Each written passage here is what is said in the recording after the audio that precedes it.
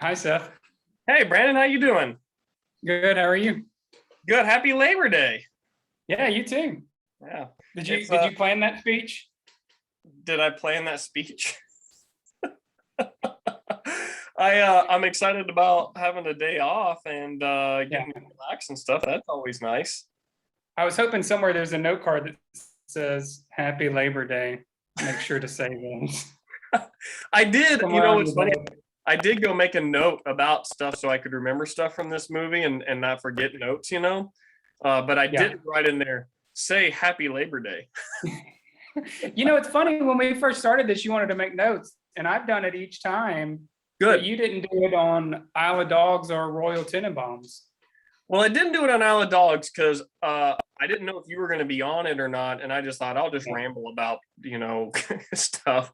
Tenenbaums was weird. I don't remember why I didn't do it, but that I either just forgot or I didn't have something good to write on. This one I meant to. I definitely meant to do on Life Aquatic, but the family got back from vacation, so there was just a lot going on. I was like, I need to hurry up and start this movie. In fact, I had to pause it like 3 times. I was like, I just need to get done with this so that I don't end up not being able to finish it. So, Yeah. What you were saying about Royal Tenenbaums reminded me of the Mitch Hedberg joke where he says, I keep a pen and pad for my jokes, but sometimes if I'm lazy, I got to convince myself the joke isn't funny because I don't want to get up and go get the pen.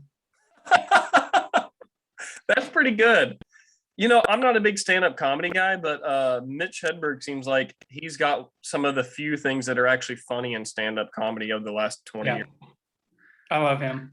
All right. So my understanding is that when I challenged you to write your challenge and a response to your challenge to my response to your original song, that you did it. So you got a video, right? Your understanding is correct. And I will share that with you now. Can you see that? Yeah. All right. Close friends and another friends of Wes Anderson. Let's see how well they know them. Let's see Seth's writing team. Not accidentally, Wes Anderson. Not intentionally, Wes Anderson.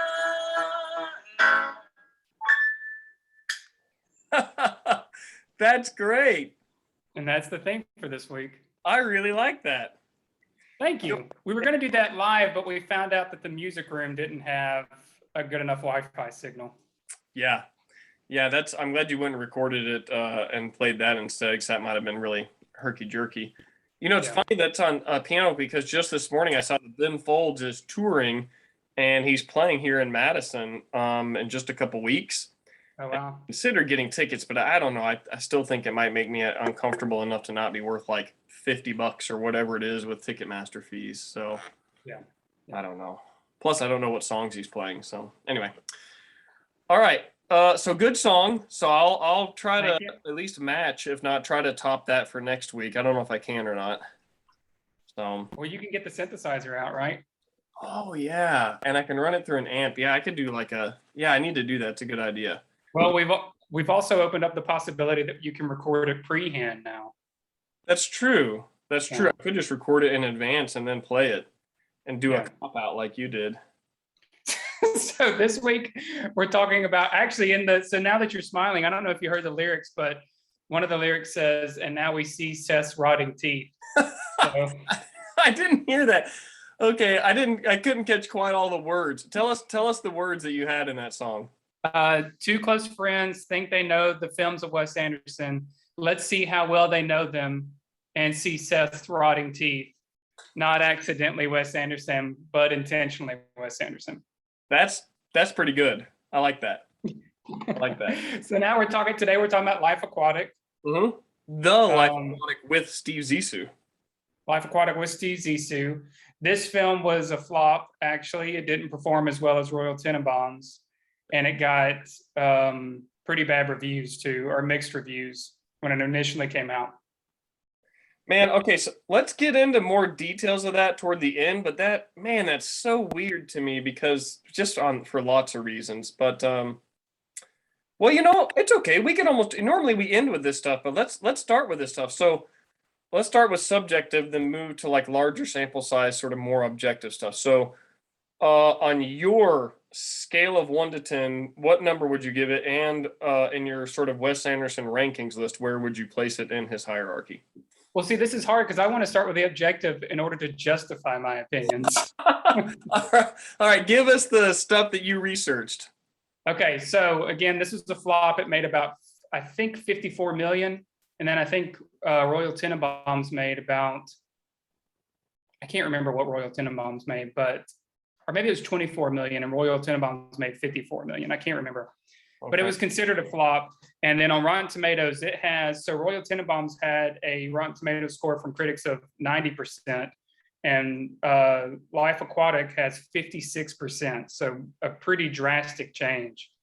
56% approval rating from critics for the Life Aquatic. So for this is the only movie, when you look at Wes Anderson's films on Rotten Tomato, that has the broken tomato, or like the tomato when you throw it, basically. That doesn't make any sense to me at all.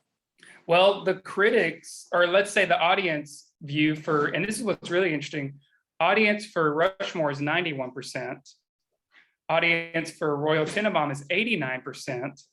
And audience for Life Aquatic is 82%. So not too much change there, but I was surprised to see that Rushmore was the top. Actually, I think I can explain some of that. I bet, does Rotten Tomatoes tell you how many people rated it for each movie? I'm sure somewhere. I didn't see that when I was just kind of looking over it. I bet if you could dig in, my pretty confident expectation is that far less people reviewed Rushmore on IMDb from an audience perspective. And the reason that number is so high is because the only people who went and watched it were people that were highly likely to like it, people who like Wes Anderson's other stuff and like, 90s indie movies, and went and watched it and they liked it because, that's the kind of person that likes it. So it's had a way more narrow range of people ranking it. Whereas, after the success of Royal Tenenbaums, probably lots of people went and saw Life Aquatic, and you probably had audience people go rate it and say, yeah, I didn't like this, even though if they went and watched Rushmore, they would also say that they just didn't watch Rushmore as well. I mean, I wonder if this is judging off the thing where they do the, somebody goes and sees the film, they say, rate this from A to F, and they do those surveys after the movie. Yeah. So I wonder if it's related to that, and if it's for that specific time, or you can actually go in and people can change things later. I don't know what they're basing the audience score off of. I would assume it's off those surveys, but I don't know. No, well, and maybe I could be wrong, but I had always assumed it was sort of like, was it Metacritic or whatever, where people go on and they say whether they liked it or disliked it. Okay. I could be wrong though. If you're right, then that score you're reading is probably more fairly representative. Whereas if I'm right, then I bet that they're fairly close, pretty close to evenly well liked among the larger audience, but that number is different because of the sample size. Maybe, I don't know.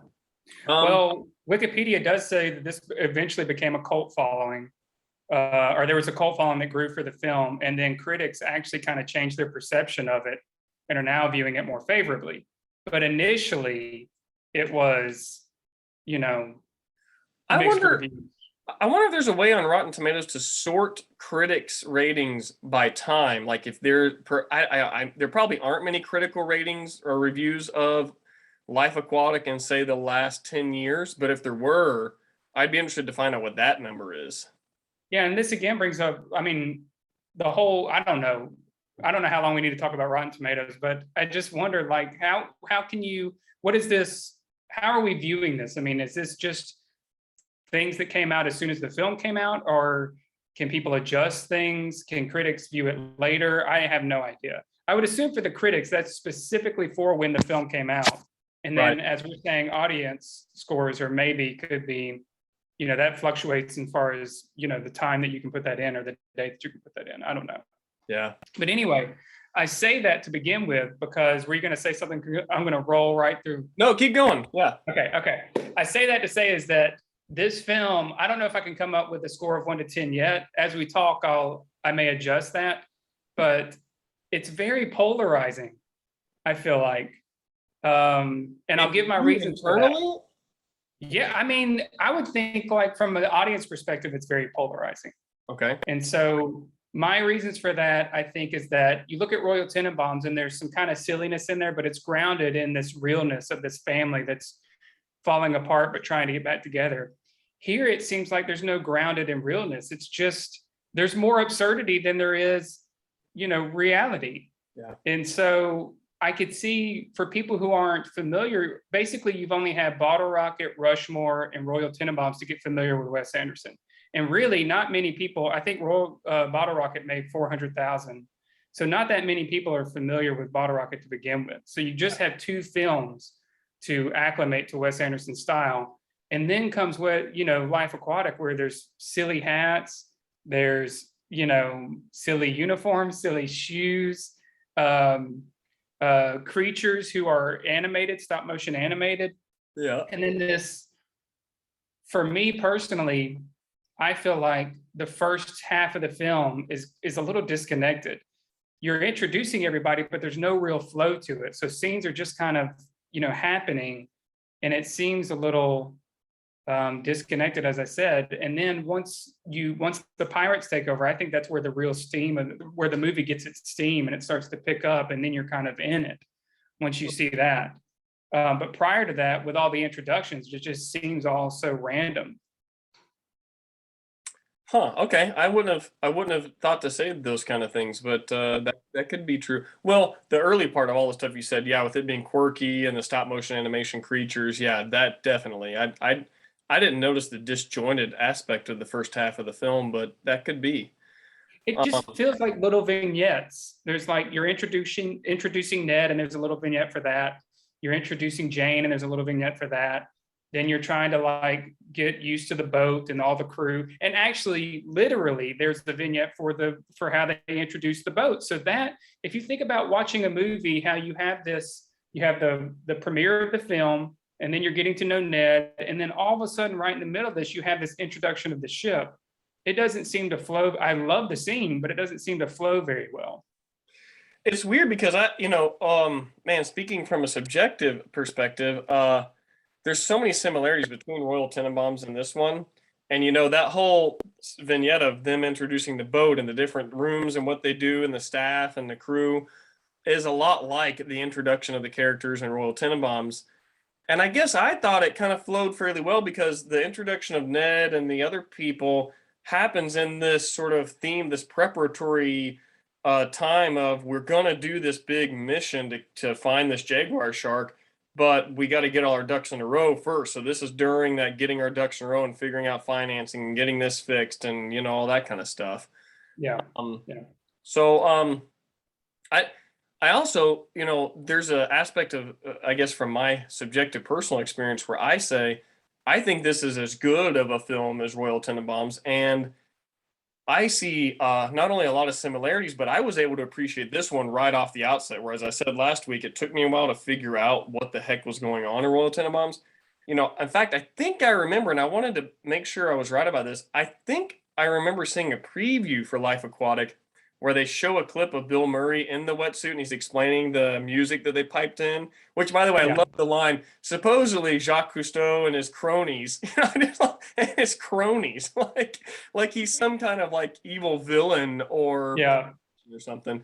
But then they play that goofy, beep boppy music and he's like awkwardly like bobbing his head and trying to move his hips and stuff. Like, I thought that was hilarious from the moment I saw it. And I was like, this is going to be great. And it's weird for when you said earlier about the that it's attained a cult classic status, that, this is a movie that Bill Murray, when he was still huge, and he's always been huge, but, Bill Murray is huge, Jeff Goldblum, Owen Wilson, like think about Willem Dafoe, like all these huge names.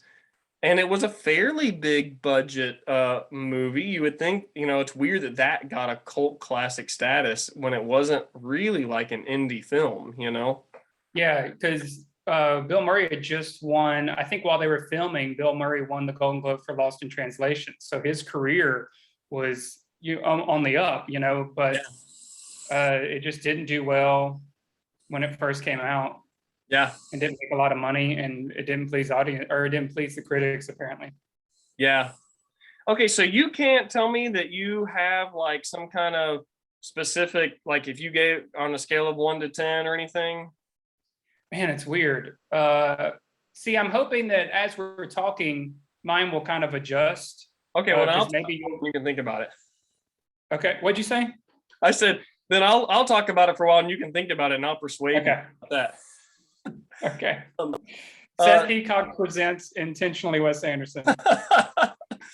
I would, so like, I forget what, didn't we say 9.5? I think we both agreed about 9.5 for Royal Tenenbaums last week. I said 9.3, but you wouldn't allow, things in between 9 and 9.5. That is absurd, right? Like, given half points, there's a lot of gradations there between, say, 5 and 10. So I don't know that the point. Anyway, I would give this about the same. I'd put it at 9. Really? Yeah. And I would Wow. in that top, I guess if I tiered Wes Anderson films, it'd be in the top tier with Royal Tenenbaums and Moonrise Kingdom and like what I consider the best of his best.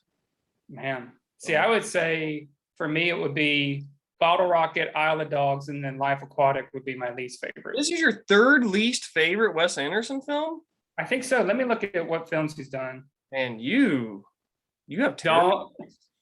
Don't pull out that character. Yeah, I think this is my third least favorite. It's not to say that I don't like the film. I do, but if I'm looking at Wes Anderson's filmography, this would be out of how many movies he's made. You like Fantastic Mr. Fox better than this? Yeah. Weird. That's so weird. Whatever. Fine. Here's where we need to bring in more people to see. Yeah. Other people think. Can we get an audience score on this? Can we get who makes more sense here? Okay. So let's talk about the film itself, because we haven't gotten into it that much yet. We talked about music in the other ones, and I think once again the music was like amazing. We get started at the end with that Sigur Rós song, which was perfect placement for that. That was another way in which I enjoy it. I had gotten into Sigur Rós separately maybe a year or two before this, and that was one of the songs. I mean, that was just anyone who listened to them knew that song, and it's it's a fabulous long 7 or 8 minute song. Yeah. And that comes on, and I was like, I'm pretty sure I saw this in theaters. I remember thinking like, oh my gosh, seriously? Like they're they're using that's Sigur Rós, like it's like that meme of Leonardo DiCaprio being like, he's pointing at the screen. That was fantastic. I thought Life on Mars was perfectly placed. You hear it building up while he's talking to Ned, and then he finds. Oh, go ahead. Well, I was gonna say that's another one of the quirky things about this movie is that you have a bunch of David Bowie songs covered in Portuguese. I meant to add that to the list of things, huh? I listened to that soundtrack because there's the Life Aquatic soundtrack. Then there's I don't know how to say his name, but Sue George. Yeah, something like that. Yeah, and his versions of those on classical guitar are so cool. Like I love listening to the album. He's actually a really well-known, I don't know, some kind of South American or Caribbean musical Brazilian. artist. What's that? I think he's Brazilian. Is he Brazilian? Okay. I think so. He's way, like if you look at his Spotify thing, most of his most popular songs, those aren't part of Life Aquatic at all. Like he's got hits down there that I think have like 1 million plays on Spotify. He's a pretty big deal. Wow. But I thought those were cool. The Way I Feel Inside by the Zombies. Oh, that's so perfect placement. And when they dump Ned's casket into the water, I mean, that's, and by the way, I think you told me about the music video for that, which is perfect. Like the guy just walking in the hall and singing it. Like, it's just so perfect. The music video for which one? For The Way I Feel Inside by the Zombies. I don't know about that. You should go watch it. I think it's in black and white, and he's got these awesome, like old, like 50s style, like horn rimmed or whatever glasses and a suit and tie. And he like walks down like this wooden floored hall and just like starts singing, and then the organ comes. Oh, really? Wow. It's so cool. Yeah. There's, I just think that was top notch, just like Royal Tenenbaums. I thought the acting was superb. The dialogue is similar to Royal Tenenbaums, where it's really good, but it's like abrupt and it changes, like it turns on a dime, in these conversations. But I love like the honesty that comes out, like from the get-go. They walk out of that premiere and Steve Zissou says to his wife, don't talk to Allie, he's my arch nemesis. Like Yeah. who says they have an arch nemesis? And even beyond that, who says out loud to another person in the arch nemesis presence, he's my arch nemesis, in seriousness? Like that's so good. I'm right on the edge. I don't know what comes next.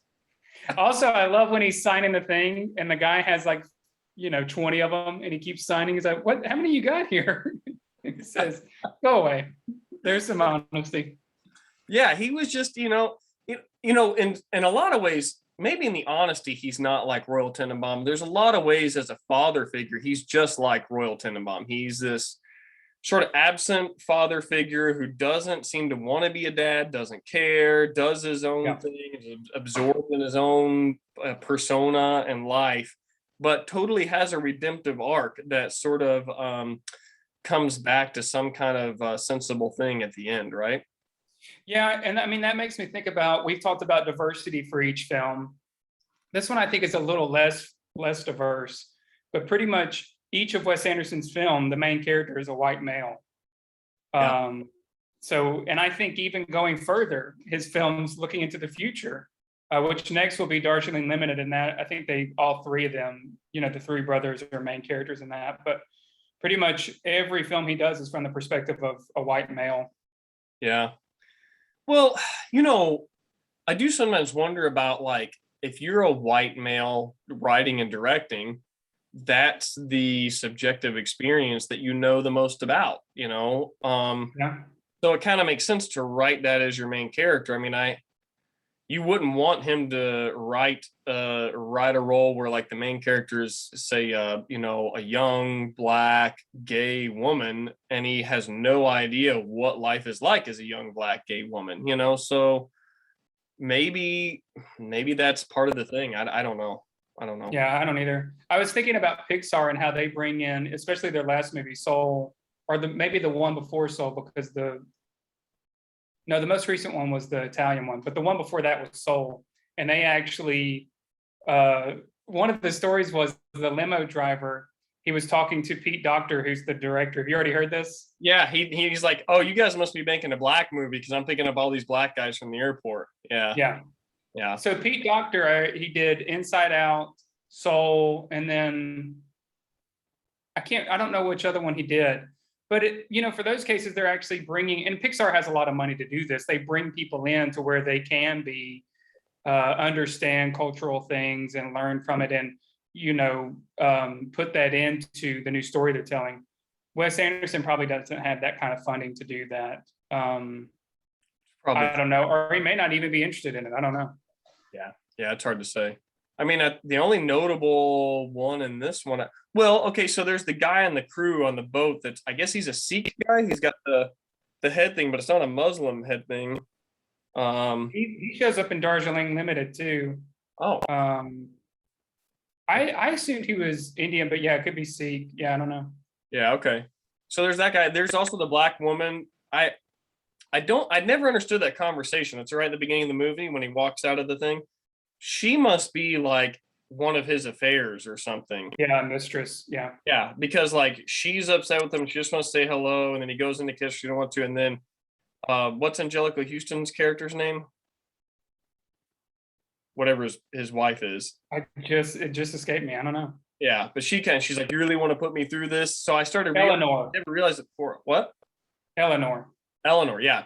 And you start realizing, I bet this is one, and but I mean, she's only in the scene for like 5 seconds.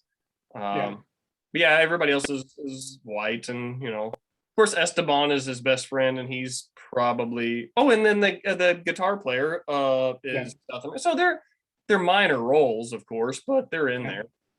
And then there's the bad guys, the pirates who attack the boat. Yeah.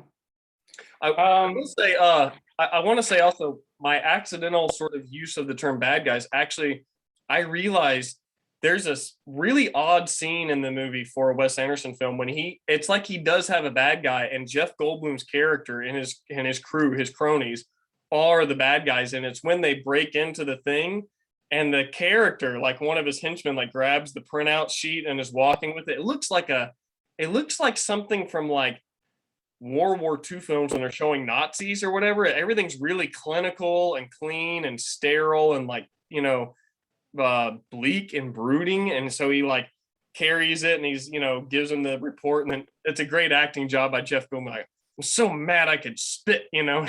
look, the elephant gun was shot, with whatever. It's such a weird scene. It is. I mean, I didn't think about that, but it does look like an evil layer. Yeah. Really, like an evil layer. Yeah. Yeah. What's interesting is that Bill Murray is pretty much the bad guy of the film. And props to his acting, because you actually side with him over Hennessy, who is clearly not a bad guy. He's just, he has all the grant money, as he says in the beginning. He is kind of an uptight, arrogant dude. He thinks highly of himself and is always sort of, lording it over Bill Murray's character, Steve Zissou. Which I'm sure Zissou did at one point too. He probably felt that way in the early days, and now he's going through this stage where he's not who he's been trying to be. That could be. That could be. So this is another Wes Anderson movie that starts with a painting. It begins, I don't know what painting it is, but it begins with when you're at the festival and there's a painting in there. The huge one. That's the huge one's the backdrop, right? Yeah. So that's 3 out of 3 on that.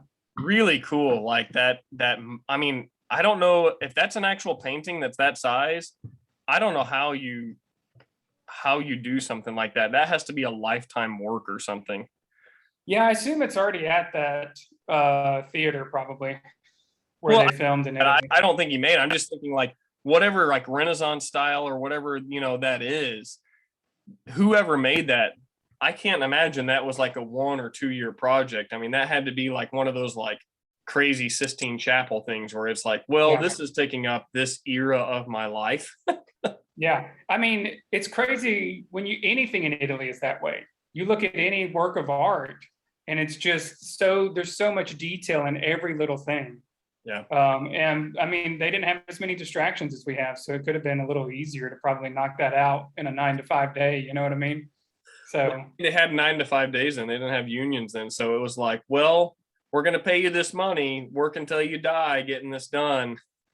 Pretty much. Yeah. I was trying to think of some other thing I wanted to talk about. I did note that it was a little inconsistent in the beginning, and again, talked about the vignettes. What about one of my favorites? Go ahead. One of my favorite jokes, I don't know if you mentioned the joke earlier, and I don't know if that was your favorite, but one of my favorites is when he said the jack whales are out tonight. And he goes, they're beautiful. Well, no, that's that sledge tanker over there. That's one of my all-time favorite jokes. Even outside of, if you're looking at the whole Wes Anderson universe, that would be, one of the top ones. That is really good. There are actually a lot of my favorite moments in Wes Anderson filmography in this one. I also like when they go rescue Alistair Hennessy when he's captured by the pirates, and he looks over and he goes, "Steve, are you here to rescue me?" And he like kind of nods. He's like, "Fold," because he's playing pirates when they're playing poker with the pirates, and then they just immediately shoot him in the chest. Yeah. That's also where he gets hit by another great line is he gets hit by the what are the things? Swamp leeches. The swamp leeches. I don't even know what I hit. Real thing. Yeah. What's the deal?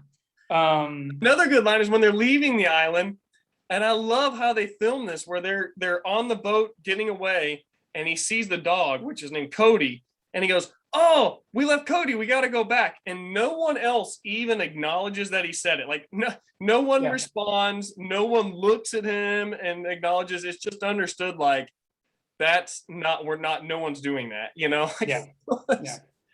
which I usually mean for my jokes to be taken that way. And, you know, half the time people are like, wait, are you serious? And I'm like, no, of course I'm not serious. Like, but I don't think it's meant to be that way. I don't know actually how you're supposed to take that as other than just it's this weird thing he says when he notices they left the dog. Yeah. So since we're talking about the Ping Islands, what's interesting when we go into that is that you have the synth music, but it's now an orchestra version of it. So that music that you were talking about, one of your favorite jokes was the one where he's kind of dancing about the Jacques Cousteau. So that music that they're playing there, that little electronic Casio thing, is now orchestrated by Mark Mothersbaugh. Yeah. When they go on to try to get the Bond company stooge. And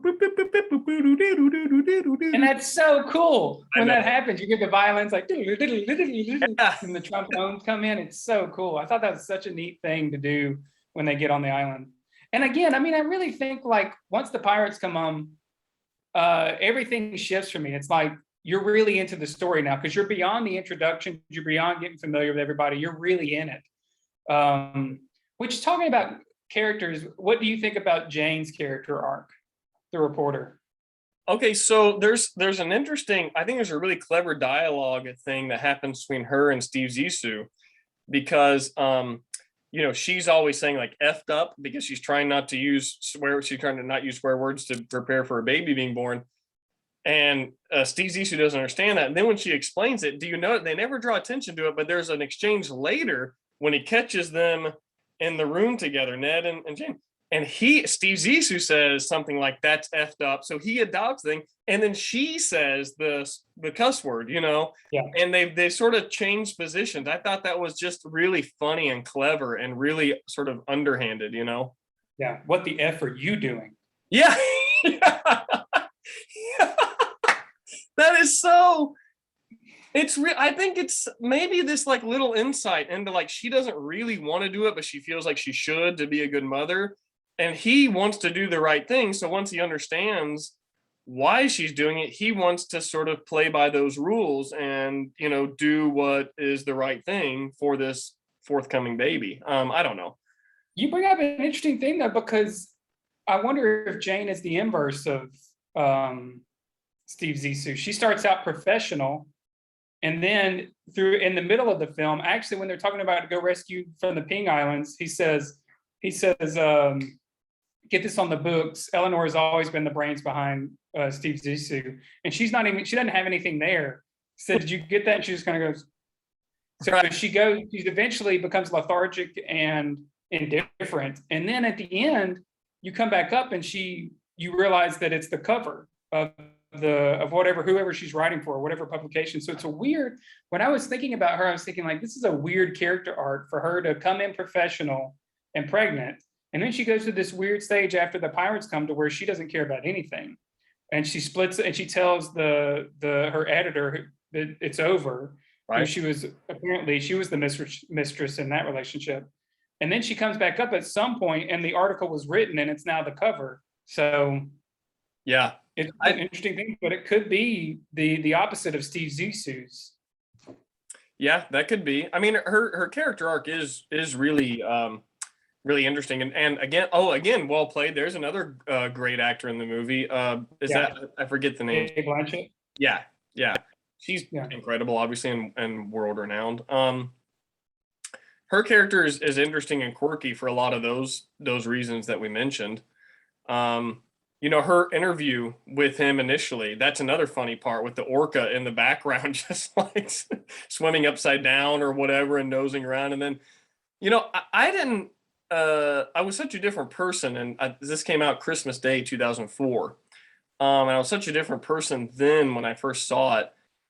I guess it didn't strike me as so shocking when he does the gun thing in that interview. But now looking at it, I was like, oh my God, like, what the hell? Like, if I were her, I think I would have freaked out even more than she did, you know? And I remember thinking when she goes like, how dare you, when he does that, at the time I thought, well, that's kind of an overreaction. And now I think, wow, that's kind of an underreaction. Like, I'm surprised she doesn't like storm around and be like, you're a psycho, man. Like, yeah, I think there's less of that because I found out that was actually improv by Bill Murray. You can see the camera is focusing on Jane, and he takes out the gun, and you can see him hit the camera. The camera kind of bumps up, and then because he did that, they had to film it from his perspective, because you see that little black gun come into frame. So then they went around and filmed it from his perspective, and he did it there. But originally, it was just improv while the camera was focused on Cate Blanchett. So maybe that's why her reaction is stifled. When I first saw it, I thought it was really funny, and now that I see it again, I may think about this 10 years later when I watch it again, but now going with the theme I've been talking about, that's pretty polarizing when you're in an interview and you bring like a Glock out and point it at the reporter. At the person interviewing you. Yeah. Is this real? Yeah. Dude. Yeah, that was there's also a lot of catharsis in the film that probably, there's some in Royal Tenenbaums. I don't think there's really any in Rushmore necessarily, but I don't think there's any movie that has as satisfying of an ending when you find out the jaguar shark is real at the end, because you realize throughout, even Steve Zissou isn't sure it's real. They ask him, like, does this thing exist? And he says he won't reveal, or sometimes he says, I don't know. Or they said, like, is that the name? I was like, I don't know. I just said the first thing that came into my head. I think even he's not sure, but he wants to find out, and everybody's doubting him. And it turns out that it is real, and it's a really moving scene for him as a character, but I every time I watch it, it makes me tear up. It's just a really, partly I think aided by the music, but it's just a really fantastic scene that sort of allows this sort of turning point, I guess, or some closure maybe, or catharsis. Yeah. When he said, I wonder if it remembers me, I teared up. Yeah. But I wonder, since that's such a moving scene for both of us, and even that line especially, but what do you think the jaguar shark represents, or what is it a metaphor for? Do you have any thoughts? It's got to be in some ways, it's got to be like some vindication, right? Like, you were right all along. Like, not just right about, like, some thing you did, you claimed or whatever, but like, you know what you saw, you were to be trusted at the very least. And, maybe Steve Zissou didn't merit a whole lot of trust from the scientific community or anything because of, kind of how silly and unprofessional he was. But, that's got to be a really like big moment to sort of, and also come face to face with this creature. Not only were you right that it existed, but this is face to face with the creature that killed your best friend, and kind of sent your career in a tailspin. Yeah, I think that's how I was viewing I was viewing it as going back to be with this thing that really changed everything. Yeah. So Esteban died, and now you have them down, and everyone's putting their hands on Steve Zissou too, and you can see him in some ways. He's wondering about himself. He's saying, I wonder if it remembers me. But there's obviously some processing of some grief there, because Esteban died, his career went in the shitter and all that. And the jaguar shark in some way represents going back to, instead of running away from all this stuff, going back to that wound, basically. Mm-hmm. And seeing it with different eyes. Yeah. I would agree. That's and that's all these reasons that we're talking about are why I just, again, a 9.5 out of 10, because there's maybe little things here and there that I go, whatever, but there's not a whole lot of critique I have. I find the stop motion animation creatures, which, maybe a lot of critics and other people found off-putting, I actually found them really endearing. Again, I like stop motion anyway, like I talked about with Eye of Dogs, but they're really interesting. They're really thematic, like the crayon horsefish or whatever it's called, like it's really like colorful, and it totally fits the Wes Anderson world, or like or the crab. Well, yeah. I was going to say you don't know that that's the Wes Anderson world. So for people who are just seeing that for the first time, which amazingly, you actually saw this in theaters. The first movie I saw in theaters was Moonrise Kingdom. So you're pretty far ahead of me as far as knowing more about Wes Anderson and being involved with that whole universe. But it seems like if you're looking at it from the perspective of 2021, then yes, the crayon horsefish makes sense within the Wes Anderson universe. But prior to that, you hadn't seen anything like that. That's true. And That's it not could have just been done for budgetary reasons. I mean, I think it's very endearing and I like it too. I just think about how would other people view that? Yeah. All these things. I mean, probably lots of those things they would think, when they, in the very opening scene, when they show the film and Steve comes up and he's like, got the psychosis or crazy eye or whatever. And they're like, he's screaming. I mean, I'm sure all that sounded like, what is going on here? And even Klaus, I mean, who could get a handle on what the hell Klaus is thinking at any given point? Not if I see you first, Sonny. Yeah. Every one of his scenes is so good, man. Yeah. Hey, by the way, I want to go back to that, what we were talking about, but just while I'm thinking of great scenes, I want to get it in there that when he has his reconciliation, Steve Zissou has his reconciliation with Hennessy, that Hennessy acknowledged, he says, neither of us were very good husbands, were we?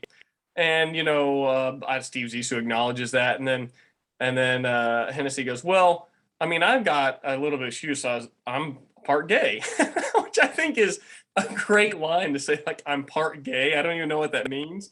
And then Steve Zissou says, well, supposedly we all are. It's like this fantastic interchange that's really sort of humble and self-reflective and acknowledging that they're not such great people, Yeah, and I enjoyed that little conversation too, but before it was going on, I was thinking, well, what brought this on? Because right prior to that, they were talking about the fact that they stole Hennessy's cappuccino maker. The Bond Company stooge was like, we stole it. And then he goes to talk to Angelica Houston or Eleanor, and then suddenly goes into this, we never make good husbands. So I didn't know what led up to it or what prompted it. I think both those characters, Jeff Goldblum's character and Bill Murray's, both sort of progress in a way that realizes what they were doing was kind of dumb and selfish and absurd. And they didn't need to do that anymore. So, Alistair Hennessy's from being an uptight professional jerk, and Steve Zissou from being an absorbed, sort of it's all about me sort of situation with films and stuff. But that's all the conversations seem like they come. I mean, that's just a Wes Anderson thing, like all of a sudden you're having this conversation and you don't really see what precipitated it. It just happens. I do love Jeff Goldblum's acting when Alistair Hennessy sees the jaguar shark and he goes, yeah, Klaus, that's it. I mean, it's so... Yeah, that's it. Yeah, it's just so... That's moving to me. Like, all his arrogance is gone and all that ego is gone. Yeah. Because at the beginning of the film, he's making fun of him about it and saying... But here, he's just looking at it in pure awe. There's a funny scene where Klaus, I think it's... When does this happen? I forgot what came before this, but when Zissou is thinking about selling everything, the monitor is broken that was tracking the jaguar shark. He was like, we'll just sell it with the whole ship. And then Owen Wilson is trying to get him back into it. Ned is saying, I put my money into this. We're going to do this. In the background, there is a scene of Klaus. He's just out of focus and he's just watching Ned and Steve Zissou have this exchange. And Ned says, "Ho!" He puts his hand in, and in the back you can see Klaus back there going, "What?" I never noticed that. Yeah, it's hilarious to watch. He's such a, he does a similar thing when the girl who's always topless, in the film, except for the scene where they storm Hennessy's thing, or I guess they get rescued from the pirates, and she's like, "That's criminal," and I hear what you're saying, but I think you misjudged the man. And then he walks out through the door, and then he comes back, and you can see him looking through the door. Kind of like this. He walks out, and he puts his head. Yeah, that is so good. I mean, that's that little stuff that even the first time we saw the movie, I was just like, that is just genius. This is so good, Yeah. I'm gonna chat for just a little bit. I want to see if I can find that scene. Okay, yeah. So. We didn't talk about, I think one of the big things in this film that we haven't talked about yet, and I think it's a major thing and fairly unique to the Wes Anderson filmography thing, is the levels of plot that are going on with the father-son relationship, right?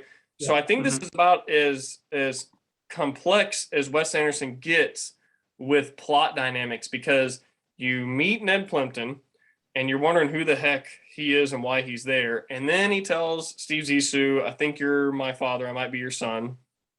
So then Steve Zissou has his moment where he's wondering, his world turned upside down. You have that Life on Mars, David Bowie song. He comes back. He's wondering about it. Then it's later revealed that, or no, he asked him, how long have you known about it? He says, well, I read it in an interview. I assume they checked their facts, which is, it just shows you again, like, it's almost like he believes his persona. He has no personal life. He doesn't know personally whether he's got a son or not, but a news reporter said it, so it must be true, which is so funny. Then I can't remember what comes next, but you find out like, well, he doesn't want to be his dad. He doesn't want him to call him dad or father, again, like Royal Tenenbaum. But then I can't remember what comes next, but you find out at some point that Eleanor says he shoots blanks, and so that he probably can't be his father. But then you find out also sometime in there that he's known since the beginning, like, because Ned wrote him that letter, and Ned knew that he should have known because his mom had told him something like that. And so he finally gets confirmation that Steve Zissou knew that Ned existed since the very beginning. And then Steve Zissou acknowledges that and says, I'm sorry I ignored your existence for all those years, or something like that. He says, it won't happen again. And I think that's a great line, because it's like, yeah, it can't happen again. There's no way that you could, ignore someone's existence again, because now you have met and you have acknowledged his existence. It's a really endearing a line, as well as a significant plot or character development, but also hilarious in a way. So it's all of those things. And it's always vague. You never know actually if he is the son. And it's never resolved, and he dies, at sea. So they bury him. So they're never going to be able to do a DNA test or anything, which was also pretty clever, as far as the plot went. I mean, it was, and I think that's good. I think it's good to have left it as a question. But man, there's just there's so many good layers to that dynamic. Of whether he is or whether he isn't, who acknowledged who, and who knew when they knew it, and all that kind of stuff. There were some people who felt that Ned shouldn't have died. Do you have any opinion on whether he should or shouldn't have? I mean, I don't care one way or the other, but I think it worked well the way that they did it. So, I mean, what's the argument that he shouldn't have died? Just that no one should have died, or what? No, I think it was just because there was so much vagueness about him, if he was actually a son, but he was also central to the whole thing. I mean, he paid the money for this to start, and he's the emotional thing that holds it together, because otherwise, I mean, without that story, Steve Zissou's just kind of floating on his own he's estranged from Eleanor. And so this is the thing that's kind of grounding him a little bit, is this relationship with his son, and then he dies. But it does pay off when at the end, when they're showing the film and he says, this time we've lost another member. I think it pays off there.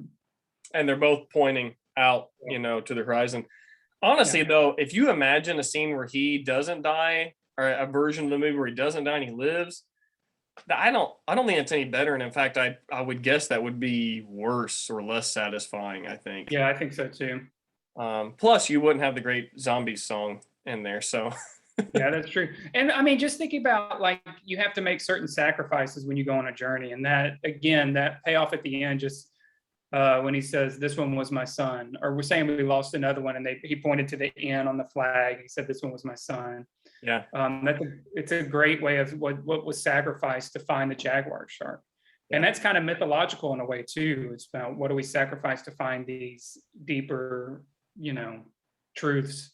That's a good point. I hadn't thought of that, but that's actually a really great point to the film and to storytelling in general. I've always felt like, and I know you and I have talked about The Dark Knight Rises a ton of times, but it's endemic to all of these sort of superhero and action movies. Like, there's never a cost for what the people do. Like, they do these things and then they live. Not only do they live, they're actually totally fine for forever. Like, Iron Man flies up into the thing and then he falls down and you think he's gonna be dead, but in the back of your mind, he's probably not dead. And it turns out that's right, he's not dead, and it's totally fine. He didn't actually sacrifice anything for this. And that's always so frustrating that they keep doing that, and it really diminishes the enjoyment of a lot of films. Although in the last Avengers one, Iron Man did sacrifice his life, which was pretty cool.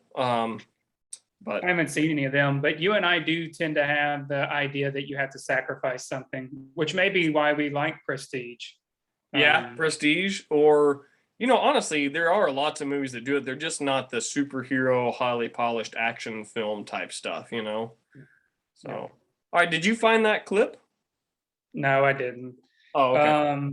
So Okay. this is interesting. We have at this one an insecure leader, kind of like the opposite of Captain Ahab and Moby Dick, and that you're searching for instead of the white whale, it's the jaguar shark. But Okay. Captain Ahab was basically insane with passion. And here we have someone who's truly insecure. Even at the Ping Islands, you hear that disappointment where he's like, damn it, Steve. I'm really disappointed in myself. And you can hear, and I think that's so interesting that all these people are following him. He has his own tribe, all these misfits, this band of misfits. Klaus, who's looking for a father figure. The other characters, who knows how they came into his whole kind of gravity. But he's this guy that they follow, and right now he's going through this bad period, and he's just kind of, I don't know of many movies that talks about the insecure leader, basically. Yeah, and so previously, I think he was confident because everybody played along and propped him up, so like, and you realize that's been happening all along when he tells Ned, hey, when you have an insight, tell me and let me say it. And you realize that's probably happened in all these films. People discover stuff and they go, well, let Steve do it. He's the star. So he delivers the message. But you're right. The rug gets pulled out from under him and he realizes he's not all that much better than anybody else and he shouldn't have been. So he becomes insecure. And he even says it right after that line you just said at the Ping Islands. He falls down the stairs and he says, yeah, just keep it rolling. Let's give him the real deal this time. Again, acknowledging it was fake before. Let's give him the real, guy on the marriage on the rocks, insecure, questioning himself, all that kind of stuff. Preoccupied with what other people think. I mean, that's really, you almost never get that level of honesty from people. That's true. So it is, that's a big moment in his whole character arc that turns him into a sort of a redeeming human being. Yeah, and that was actually, I was trying to think what prompted the conversation with Alistair Hennessy and Steve Zissou, but it's right after they came back from the Ping Islands. That I was thinking what happened before that, but that's what it was. They'd just gone through this really, and even Steve Zissou's pretty courageous. If you think about the scene on the boat when he's shooting at the pirates, and even when he's going in to get Alistair Hennessy, originally looking for the Bond company stooge, but he runs into the room. Yeah. Shooting. Actually, right before he runs into the room, he's standing in the doorway, like Wes Anderson, he's perfectly framed there symmetrically in the doorway. And when he has that exchange with Jeff Goldblum we talked about earlier, all the pirates turn and they start shooting. And there's like 4 seconds where like Steve Zissou is like trying to get out his gun while they're shooting at him, which is, unrealistic and hilarious because anyone would have stepped behind the wall right away before doing anything. Yeah. Like, in the middle of the doorway, trying to get his gun out while like 80 bullets are shot at him, This is where I can't tell if he's actually courageous or if he just doesn't have a will to live. I don't know that he loses the will to live, but he definitely feels like directionless and sort of he's lost what's going. Again, the rug feels like it's pulled out from under him. I don't think he's got like a death wish. I just think it's a funny, comedy thing. And he is courageous once he then does charge into the room, I think. Have you ever seen the movie Melancholia? Mm-mm. Lars von Trier, I think, is who did it. Okay. It's about a woman who gets a very serious clinical depression during a very, keep using the word very, but during a time where there's actually a catastrophe going on. And the idea for the film came from him because he suffers from depression. And he had heard a therapist saying that people who usually have depression are the ones who are calm during some kind of catastrophe. So if a plane's going down and if you're depressed, you're probably not that roused up by it because you're okay to die. Yeah. And so I wonder if that depression is kind of, there's courage in depression, obviously, but there's also the fact that when you're depressed, you're more willing to put your life at stake to do those things because some part of you, there's like a death instinct almost. That's really interesting. I didn't know that, but it totally makes sense now that you say it. And that I wonder if that's so. I always wonder, like, how much the director means for this to be a showcase, and sort of like, if you know, then you know, and it makes sense, like, so if you don't know, it's just this action scene. But if you do know, you go, yeah, I that's a result, probably part of him being depressed, and he's willing to sort of put his neck on the line, to rescue this guy, just because he's depressed, and it's not a big deal to him if he ends up dying. So, I mean, I don't know if which we haven't talked about this yet, but this is the first film that features Noah Baumbach coming into, instead of Rushmore and Royal Tenenbaums being done by Owen Wilson. We now have Wes Anderson and Noah Baumbach, who actually shows up in the film. He shows up when they go to get when they've wired the money, and he goes to his producer. yeah. Noah Baumbach is Philip, who I think is the producer's secretary. Oh yeah. He's kind of back there, just a very small role. Yeah. But I don't know if that really awesome building they're in, with like these huge like columns and the awesome desk, it's really impressive and I guess Noah's got that like concierge outfit on, it's like red or something. Yeah. So I mean, I don't know if they would have consciously thought about that. I was curious as I was watching it why he was so willing to run into danger both times. I mean, the first time he's getting his boat back. He wants to get his boat back when they're on the boat. But the second time, he's already got the bond company stooge. What's pulling him in there to save Hennessy? I don't know. Yeah. There's a lot of things where I'd say I don't know. There's a lot of I find so much the dialogue interesting and usually hilarious, but at the same time, I sort of scratch my head and wonder why. So like, there's one when I think it's when they're first getting on the Ping Island, and Willem Dafoe's character, Klaus, Steve Zissou says, Klaus, you got these guys, it's your team B or whatever. And he gets upset and he has to explain that he's the leader of team B, but he says to Klaus, didn't you know Esteban and I always thought of you as our little brother? And it's funny because Klaus, it's meaningful to Klaus. And then he says, I always thought of you as my dad's. And I always thought that was an odd juxtaposition of like, it makes sense because they're about the same age. So we say, you're a little brother. That makes sense. But then for him to respond, not, I thought of you as my older brothers, but rather I thought of you as my dad's, is so peculiar, right? Like, I don't know why that's the line. And I kind of thought about that a lot afterward. Yeah, I think it doesn't, what's a good way to say this? Well, you said earlier that Klaus was looking for a father figure. Maybe that plays in, Yeah, I think wanting someone to fill that role, that part of you in yourself that wants to fill that role and looks for that externally, it doesn't discriminate based on age. So you could be the same age as someone and still see them. And I mean, for that reason, or looking at that specific situation, they may be close to the same age, but Zissou is the star. So he's kind of running the show. And you could see there's a lot of parallels between that and a father figure.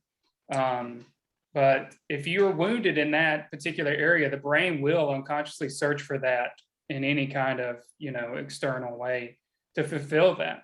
But it's a very vulnerable and odd statement. And then he says, please make sure they don't make fun of me for saying it. It's like, I can't guarantee that.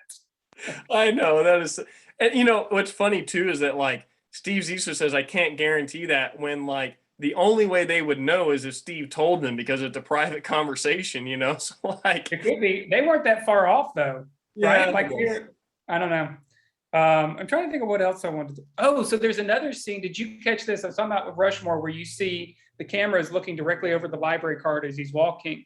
He does that same choice. He makes that same choice when Ned has a letter from Jane and he's reading it, and the camera is just on the letter as he's walking. Oh, okay. Did you catch it?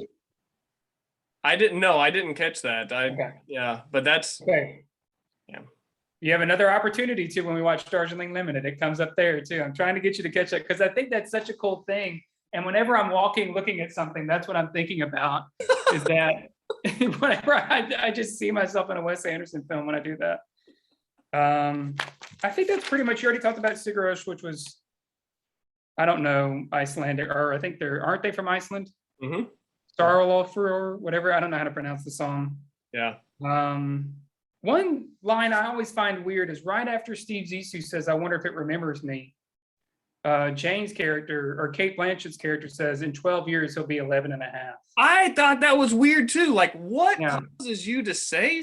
Yeah. I mean, aside from the weird timing of it, that's a really weird time to say something about that in general. But to specifically say, like, just to pick a random number and say, in this many years, yeah. it will be this many years old because it's 6 months until they're born or what. Like, Yeah. Also, that baby is not 6 months from being born. She is pretty pregnant, and she is not just 3 months pregnant. So that was Okay. also, I guess I thought I was missing something. Did I not miss anything? Is it just an odd?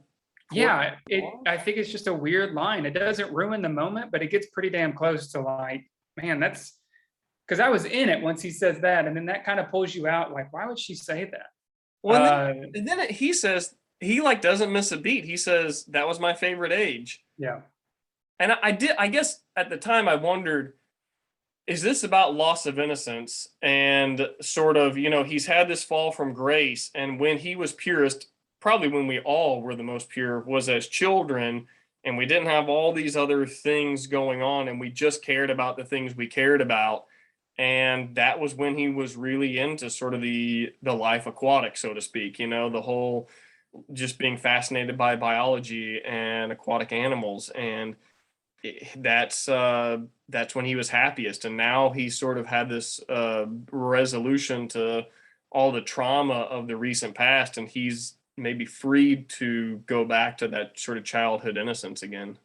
Yeah, I think, and that will explain Bill Murray's comment, but the fact that she chose 12 years, I mean, it just seems random. I don't know. Completely random. Especially that, I mean, honestly, if I were in that scene, I can never imagine saying a thing like that at that. I mean, I probably couldn't imagine saying it anyway, but at a moment like that, I don't think I would have said anything, I just had an image of us remaking the movie and you're playing the character of Jane. And instead of saying in 12 years, you're just kind of like, well, y'all ready to go back? We saw it. That's pretty much it. That's all the notes I have. Well, I mean, we are over an hour, so that works. We probably shouldn't keep any people that are viewing this longer than that. So, well, I will say, much to your disappointment, I'd probably give this a 7.5. Man, that's an entire 2 points lower than what I gave it. You know how to do math. Wow. Well, I honestly, if we were to write down our ratings on a scale of 1 to 10 for all of his movies, I bet we're close on most of them. I bet there's not. Well, I don't know. Maybe Isle of Dogs, we might be 2 points off as well. Yeah. So. Well, I will say, since we're talking about our, the way that we're lining up and things, this is the first Wes Anderson movie I ever saw. And again, it was with you in that little apartment at Truett. We saw it there. And that was, I assume, sometime in 2006. So just a little note that we've got about 15 years of friendship here. And I think we can. In spring of 2006. Yeah. Right. So I think that foundation will help us get over this 2-point difference. Well, so you must have seen it. That must have been about a year after it got out of theaters, because it probably had about a month-long run or something from Christmas time to like mid or late January. Yeah, and I don't even know. We were over at, you remember John's apartment over there at Truett? Yeah. I don't know if he owned the movie or what happened, but we just went over there and watched it. Okay. Yeah. So that was your first time. I must have been, I don't know, my second or third time or whatever. But yeah, it's just, we'll have to talk in the next segment, next video about our experience leading up to these movies, because I don't think I saw Darjeeling Limited in theaters. Oh, really? Yeah, and I don't think I saw Fantastic Mr. Fox in theaters. So, when you said that Moonrise Kingdom was your first one to see in theaters, that was probably my second one, because I think I saw Life Aquatic and then saw the other ones on DVD and didn't go to see them in theater again until Moonrise Kingdom. So, okay, I want to ask you about this. So don't end the meeting, just stop recording. But let's go ahead and stop now, because I want to ask you about this. All right, do our catchphrase then. Who did it? Who started it last time? I think I started it last time. Okay, then I'll start it. I'm Seth Andrew Hecox. I'm Brandon Michael Williams. And together we are Intentionally. Intentionally Wes Anderson. Yeah.